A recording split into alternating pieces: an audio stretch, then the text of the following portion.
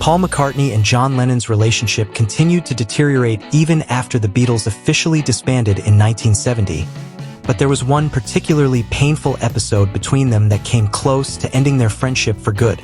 As two of the most iconic figures in music history, McCartney and Lennon formed one of the most legendary songwriting duos through their work with the Beatles.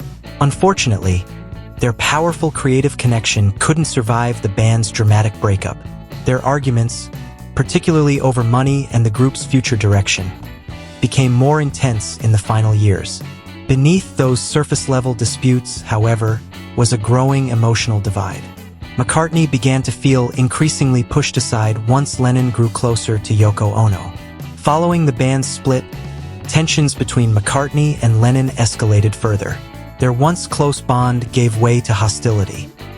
It was a far cry from the early days, when their partnership first took shape after meeting at a church event in 1957.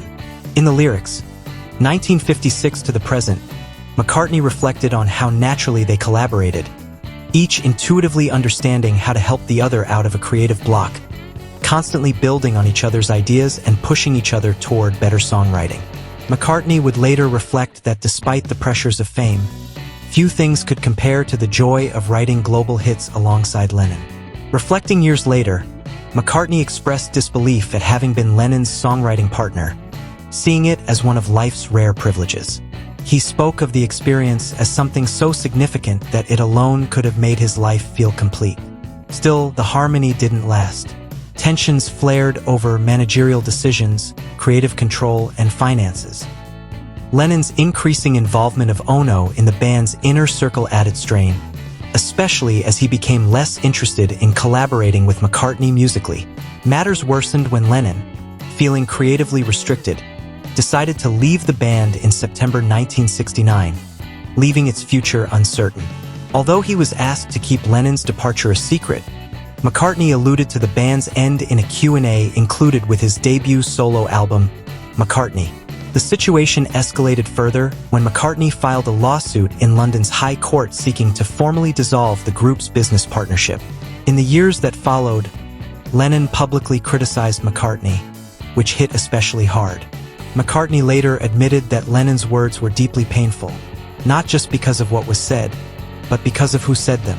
When Lennon released How Do You Sleep, he included a scathing line suggesting McCartney's only contribution was yesterday, implying his best work was behind him. This felt like a cruel jab, and McCartney believed such comments would influence how the public viewed him. The legal battle only deepened the divide. After suing his bandmates and their manager Alan Klein over rights to the Beatles' catalog, McCartney found himself feeling anxious and unsure during their few strained interactions. He recalled receiving cold responses from Lennon during phone calls in New York, some of which were so tense that he found himself afraid to even reach out. At times, Lennon's tone was so confrontational that McCartney would hang up in frustration. Their communication during this period was short, hostile, and deeply painful. However, by the late 1970s, their relationship began to heal. They shared more relaxed moments together, including informal jam sessions during Lennon's so-called Lost Weekend period.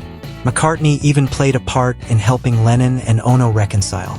The two began talking again and slowly rebuilding their bond.